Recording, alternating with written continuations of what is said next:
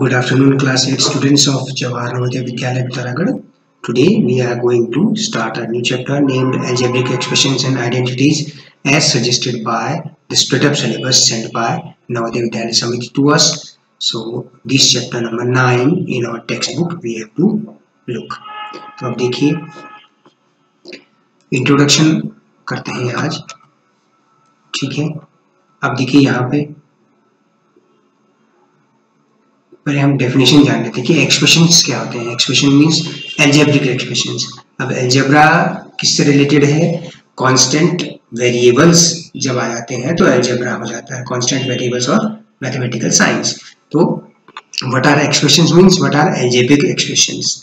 A combination of numbers and variables connected by the signs of operations like addition, subtraction, multiplication और division is called an algebraic expression. जैसे कि example ये देखिए 2x cube minus 3y to the power 4 plus 5y.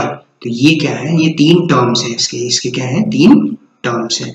Terms तो आप सीधा सा समझिए algebraic expressions क्या होते हैं. सिंपल सा ये हम डायग्राम बनाएं तो एक एग्जाम्पल जैसे मैंने ले लिया algebraic expressions का 5x माइनस 3.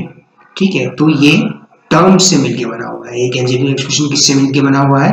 टर्म्स से, जो प्लस और माइनस साइन से डिफरेंशिएटेड है, सेपरेटेड है. ठीक है, तो टर्म्स से बना हुआ है. और प्रत्येक टर्म कैसे बना होता है? प्रत्येक टर्म में कोफिशिएंट और वेरिएबल जैसे होता है. नंबर पार्ट को कोफिशिएंट कहते हैं और ये अननोन वेरिएबल, इसको अननोन क्वांटिटी. तो अल्फाबेट, अंग्रेजी के अल्फाबेट छोटे अक्षरों से वेरिएबल, और ये कांस्टेंट जो नंबर होगा वो कांस्टेंट होगा. तो दो टर्म्स 5x और माइनस 3 से मिलके बनाए अलजेब्रिक एक्सप्रेशन. एक एग्जांपल और देखें अलजेब्रिक एक्सप्रेशंस. एक एग्जांपल है 5a प्लस 2. एक एक्सप्रेशन है 5a प्लस 2 जहाँ a क्या है? वेरिएबल है. 2 जो है प्लस जो है ऑपरेशन है. ठीक है, मैथमेटिकल ऑपरेटर है. और 2 एक कांस्टेंट टर्म है. और ये जो 5 वेरिएबल के साथ मल्टीप्लाई हुआ होता है उसको हम कहते हैं न्यूमेरिकल कोफिशिएंट. ठीक है, तो अगर डेफिनेशन लिखना चाहें तो आप ये लिख सकते हैं various parts of algebraic expressions which are separated by signs plus और minus are called the terms of expressions. एक चीज तो ये हो गई. ठीक है, प्रत्येक टर्म जो है एक या एक से अधिक नंबर्स का प्रोडक्ट हो सकता है, known as factors of that term.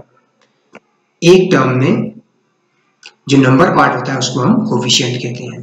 जैसे ये यहाँ पे एक एग्जांपल भी है लेफ्ट हैंड साइड में. देखिए एक बार, टर्म्स, फैक्टर्स एंड कोफिशिएंट्स. कोई भी अलजेब्रिक एक्सप्रेशंस किससे मिलके बना होता है? टर्म्स से मिलके बना होता है. और प्रत्येक टर्म में क्या होते हैं? फैक्टर्स होते हैं. ठीक है, और जो नंबर पार्ट होता है वेरिएबल के साथ मल्टीप्लाई उसको हम कोफिशिएंट कहते हैं. क्या कहते हैं? कोफिशिएंट. एक एक्सप्रेशन लीजिए 4x प्लस 5. ये किससे मिलके बना हुआ है? दो टर्म्स 4x और 5 से मिलके बना हुआ है. ये दोनों टर्म्स ऐड कर दिया हमने तो ये एक एक्सप्रेशन बन गया. Terms themselves can be formed as product of factors. तो एक्सप्रेशन 4x प्लस 5 में जो टर्म 4x है इसमें दो फैक्टर्स हैं, 4 और x. जहां 4 नंबर है तो इसको कोफिशिएंट कहा जाएगा और x वेरिएबल है. The term 4x is product of factors 4 and x, and the term 5 is made up of only one factor, that is a constant. दूसरा एग्जांपल देखिए 7xy माइनस 5x. एक एक्सप्रेशन है, इसमें दो टर्म्स हैं 7xy और minus 5x. इन दोनों को अगर आप ऐड करेंगे तो ये 7xy प्लस माइनस 5x यानी कि 7xy माइनस 5x. तो 7xy जो टर्म है इस एक्सप्रेशन में उसके तीन फैक्टर्स हैं 7x और y. न्यूमेरिकल फैक्टर को कोफिशिएंट, न्यूमेरिकल कोफिशिएंट या सिंपली कोफिशिएंट कहा जाता है. याद रखिए अगर वेरिएबल के साथ कोई नंबर मल्टीप्लाई है उसे ही कोफिशिएंट कहा जाता है. ठीक है, तो जैसे coefficient of term 7xy is in the term 7xy is 7 and the coefficient in the term minus 5x is minus 5. okay, तो जैसे एक ट्राई करते हैं इसको.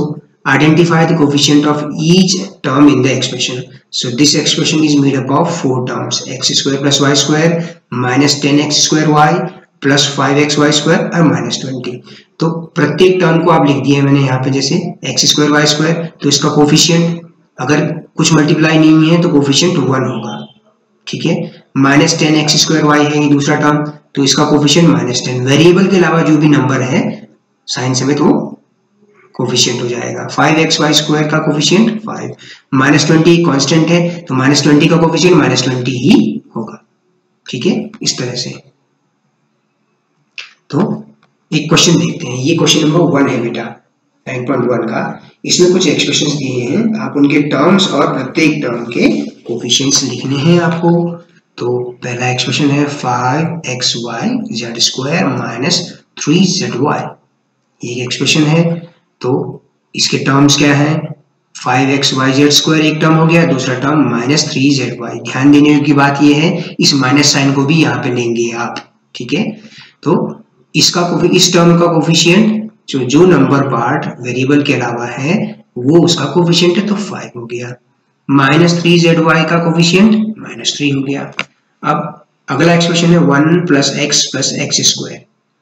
तो 1 का कोफिशिएंट 1 हो गया, x का कोफिशिएंट 1 हो गया, x² का कोफिशिएंट 1 हो गया। x के साथ अगर कुछ मल्टीप्लाई नहीं है, 1 × x इज x अगेन, तो इसलिए हम कोफिशिएंट 1 लिखते हैं। ठीक है, थर्ड पार्ट जैसे 4x² y² है, ठीक है, -4x² y² z² + z², ये 3 टर्म है इस वेरिएबल इस एक्सप्रेशन में। तो पहला टर्म है 4x² y², दूसरा टर्म है -4x² y² z², तीसरा टर्म है z²। तो इनके कोफिशिएंट आप लिख दीजिए। इसका कोफिशिएंट हो गया 4, इसका कोफिशिएंट -4, इसका कोफिशिएंट 1। और एग्जांपल्स भी हैं पहले क्वेश्चन में ही। एक्सप्रेशन है 3 - pq + qr - rp, तो उसके टर्म्स हो गए 3 - pq, qr और -rp। ठीक है, 3 का कोफिशिएंट 3 ही हो गया, -pq का कोफिशिएंट -1, कि -1 × pq करेंगे तो फिर -pq ही आएगा, तो -1।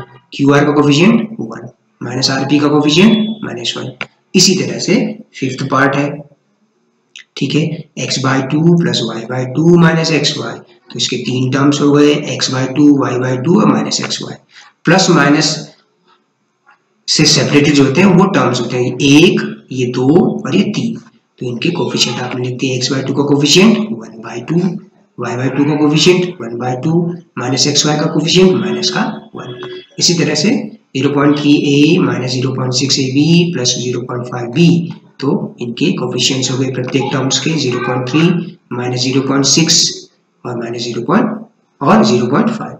ओके, तो ये हैं एग्जांपल्स हमारे पास। ये एग्जांपल्स किसके हैं, एक्सप्रेशंस के एग्जांपल हैं। तो इनके जैसे ये एक एक्सप्रेशन है 2x - 4xy, तो इसमें 2 टर्म्स हैं 2x और -4xy। Factors of 2x 2 and x, factors of -4xy -4x and y। In 2x coefficient of x is 2 and that of 2 is x। ठीक है, ये कहने का मतलब है।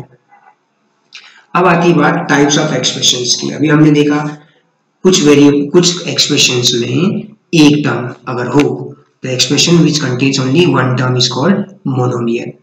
Example 6xy²। बाइनोमियल्स, बाई का मतलब 2, नोमियल्स, नोमियल्स का मीन्स टर्म्स। ये ग्रीक वर्ड है, नोमियल का मतलब होता है टर्म्स, बाई मीन्स 2 टर्म्स वाला expression. The expression that contains 2 unlike terms is called a binomial. ठीक हो गया। Trinomials, the expression containing 3 unlike terms is called a trinomial and so on. ठीक है, लाइक टर्म्स की बात करें अगर हम, लाइक टर्म्स और अनलाइक टर्म्स क्या होते हैं, the terms having same literal factors are called like terms whereas others are called unlike terms। जैसे कि 3x² एंड 7x², ये दोनों लाइक टर्म्स है क्योंकि इनके लिटरल, ये भी x² है, ये भी x² है, तो लाइक टर्म्स हैं। 6w and 6y unlike terms हैं, क्यों, इसमें वेरिएबल w है, इसमें वेरिएबल y है, तो अनलाइक टर्म्स है। 5, 85 एंड 100 लाइक टर्म्स हैं क्योंकि ये सब नंबर्स हैं, सब कांस्टेंट्स हैं। 4x एंड 4xy, देखिए इसमें वेरिएबल x है, इसमें वेरिएबल xy है, तो ये अनलाइक टर्म्स होंगे। ठीक हो गया।